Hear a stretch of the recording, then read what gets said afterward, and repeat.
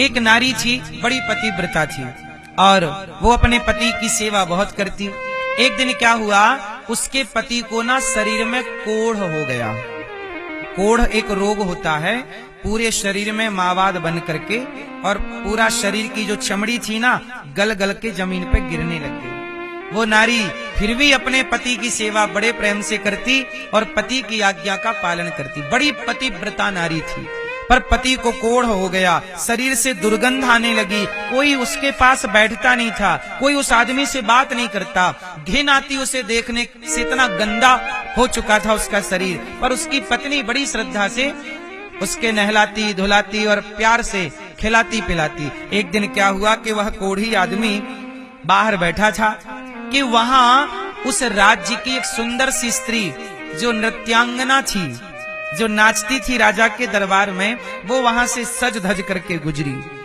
तो जब गुजरी तो ये कोढ़ी आदमी ने उस नारी को देखा और देखते ही इसका मन उस स्त्री में चला गया। और जब चला गया तो चला तो गया, पर करे क्या कोढ़ी आदमी, कर क्या सकता है, पर मन तो गया। अब ये शाम को उदास बैठा तो पत्नी ने इसको पढ़ लिया। पत्नी ने कहा, प्राणनाथ आप मेरे होते हुए उदास हैं, बताइए आपकी उदासी क्या है। पत्नी पतिव्रता नारी क्या होती है, जरा इस पूरी कहानी से आप समझिएगा। उस नारी ने कहा अपने पति से, आप उदास क्यों हैं, अपनी उदासी का कारण तो बताइए। तब पति ने सकुचाते हुए कहा कि देखो तुम तो मेरी पत्नी हो, मैं तुमसे क्या छिपाऊं, लेकिन आज मैं बाहर बैठा था तो वो स्त्री जो अपने पड़ोस में रहती है ना, वो वहां पर नृत्यांगना राजा के यहाँ नाचती है, आज मैंने उसे देखा, बहुत सुंदर है, एक बार मुझे उससे मिलवा दो, उससे मिलने का मन कर रहा। सोचो जरा आपके पति आपसे ऐसा कहते कि पड़ोसन से मिलने का मन कर रहा है, तो आप क्या हालत करती, उसका हलवा बना देती। लेकिन वो पत्नी बोली कि अच्छा ठीक है, आपके मन में यदि उस स्त्री का भाव है तो मैं जरूर उस स्त्री से बात करती हूं। अब जरा सुनिएगा, अब ये पतिव्रता नारी उस स्त्री, अच्छा वो स्त्री कौन थी, वो स्त्री नृत्यांगना थी, सामान्य भाषा में कहें तो वो वैश्या थी। उस वैश्या में इस कोढ़ी का मन आ गया, सुंदर थी।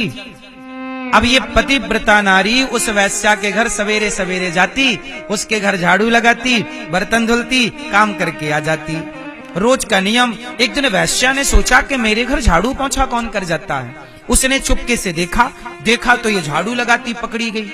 वैश्या ने चरण पकड़ लिए, देवी तुम तो बड़ी पतिव्रता नारी हो, तुम तो बड़ी दिव्य नारी हो, तुम्हारे तो बड़े चर्चे हैं कि तुम बड़ी पतिव्रता, तुम्हारा पति कोढ़ी है पर तुम उनकी सेवा बहुत करती हो, और मैं तो ठहरी वैश्या, मुझे वैश्या के घर में भला एक पतिव्रता नारी झाड़ू क्यों लगा रही है, देवी कारण बताइए। तब वह पतिव्रता नारी बोली कि देवी मेरे पति ने आपको देखा और आप में उनका मन आ गया, ऐसा करिए कि एक बार मेरे पति से मिल लीजिए। अब वो पतिव्रता नारी की बात वो वैश्या टाल ना पाई, तो वैश्या ने कहा कि ठीक है, आप ना कल शाम को अपने पति को भेज देना मेरे पास। वैश्या थी, भेज देना भाई, पर तुम्हारे पति ना बीमारी से ग्रसित हैं, सुना है कि कोढ़ हो गया है, पूरे शरीर में मावाद रहती है, दुर्गंध आती है।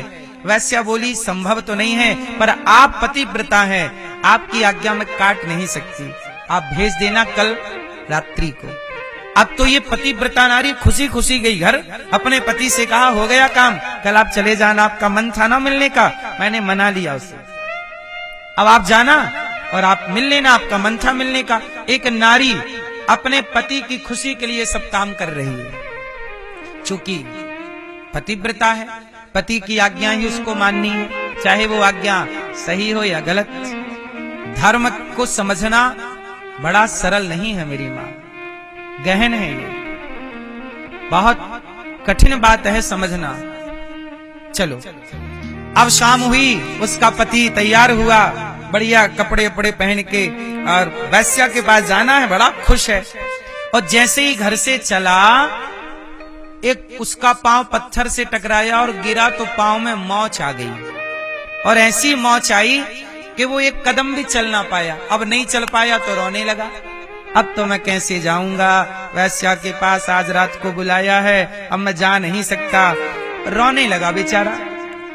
अब जब रोने लगा, पत्नी ने देखा कि मेरा पति रो रहा है, तो पत्नी ने कहा चिंता ना करो, आपके पांव में मोच है, वो तो ठीक हो जाएगी, मैं आपको लेकर चलूंगी। पति बोला मैं नहीं जा सकता, एक कदम भी नहीं चला जाता। पत्नी बोली कोई बात नहीं, मैं अपने कंधे पर बिठाकर आपको ले चलूंगी। अब शाम हुई तो पत्नी ने अपने पति को अपने कंधे पर बिठाया। ये पद्म पुराण की कथा है, जो लिखी थी वही दास ने आपको सुनाई है। तो नारी ने कहां बिठाया अपने पति को? जोर से। एक पतिव्रता नारी अपने पति को अपने कंधे पर बिठाती है और वैश्या के घर ले जाती है, पर शाम को निकलती है, कोई देख ना ले। गांव के अंदर से नहीं जाती, जंगल के रास्ते से जाती है। कोई देखेगा तो सवाल करेगा कि पति को कंधे पर बिठा के कहां जा रही हो? क्या बताएंगे कि वैश्या के घर जा रहे हैं? मेरे पति की बड़ी बदनामी होगी, पति को बदनामी से भी बचाना है। तो जंगल के रास्ते गई।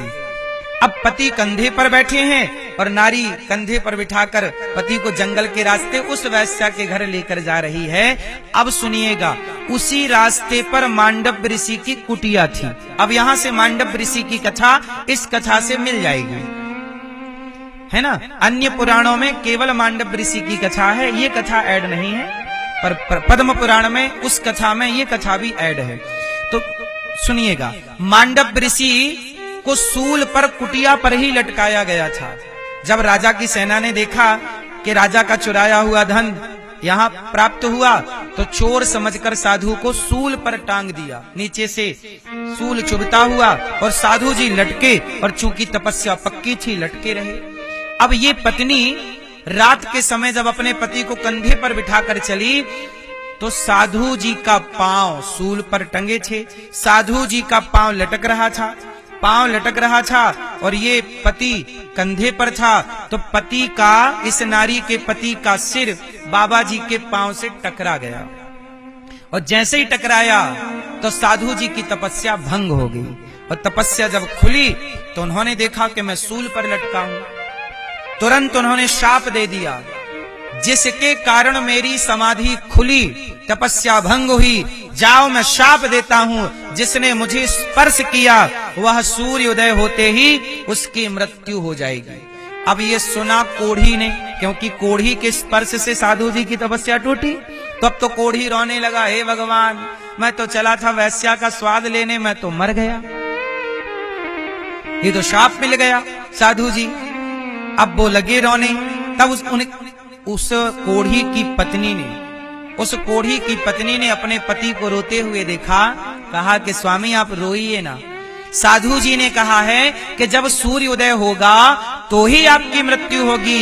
मैं यदि पतिव्रता नारी हूँ, यदि मैंने अपने पति के हर आज्ञा का पालन किया, और मैंने यदि पति के सिवा पर पुरुष के बारे में सोचा भी नहीं, स्वप्न में भी चिंतन ना किया हो, यदि मैं पतिव्रता नारी हूँ, तो गंगा और यमुना को साक्षी मानकर, दिशाओं को साक्षी मानकर मैं प्रतिज्ञा करती हूँ, हे सूर्य भगवान, जब तक मैं ना कहूं आप उदय मत होना, क्योंकि आपके उदय होते ही मेरे पति की मृत्यु हो जाएगी। आप उदय मत होना, क्योंकि आपके उदय होते ही मृत्यु होगी। उस पतिव्रता नारी ने जल छोड़ दिया प्रतिज्ञा लेकर कि मैं पतिव्रता हूं, तो सूर्य भगवान आप उदय मत होना। साहब हाहाकार मच गया सृष्टि में। पद्म पुराण में लिखा है कि देवता घबरा गए, ब्रह्मा विष्णु महेश आए, देवी क्या कह रही हो? सूर्य भगवान थर-थर कांप गए, मैं नहीं जाऊंगा, आज का सूर्योदय नहीं होगा।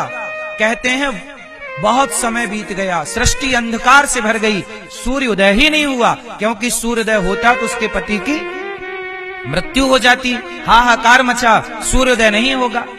अब तो जब हाहाकार मचा, सबने स्तुति की उस नारी से, उन्होंने कहा नहीं,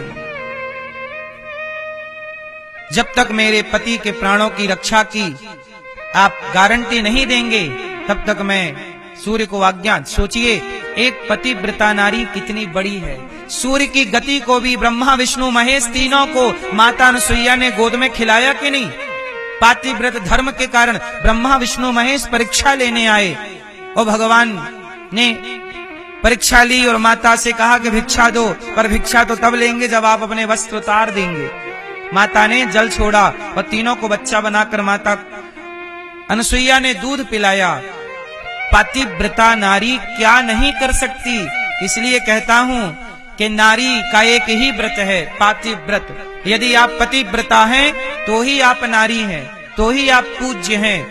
इसलिए हर स्त्री को पतिव्रता होना चाहिए। हम सनातनी है ना, हम हर नारी को पतिव्रता, हर बेटे से उम्मीद करते हैं कि वो श्रवण कुमार होगा, हर पुरुष से उम्मीद करते हैं कि वह चरित्रवान होगा, राम जैसा होगा, मर्यादित, और हर नारी से उम्मीद करते हैं कि वह सीता जैसी पवित्र होगी, अनुसुईया जैसी पतिव्रता होगी।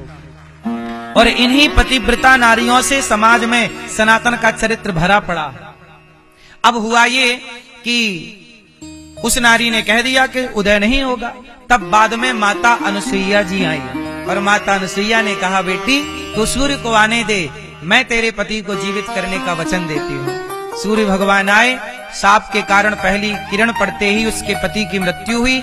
माता अनुसुईया ने कहा कि हे परमात्मा, यदि मैं पतिव्रता नारी हूँ तो इसका मरा हुआ पति जीवित हो जाए और इसके कोढ़ का रोग भी ठीक हो जाए, और जो बुद्धि में कोढ़ हो गया था पराई नारी के दर्शन का, वह बुद्धि भी निर्मल हो जाए। ये कहते ही माँ ने जल छोड़ा, वह पुरुष जीवित हो गया। दिव्य विमान आए और विमान में बैठ के दोनों पति पत्नी भगवत धाम चले गए।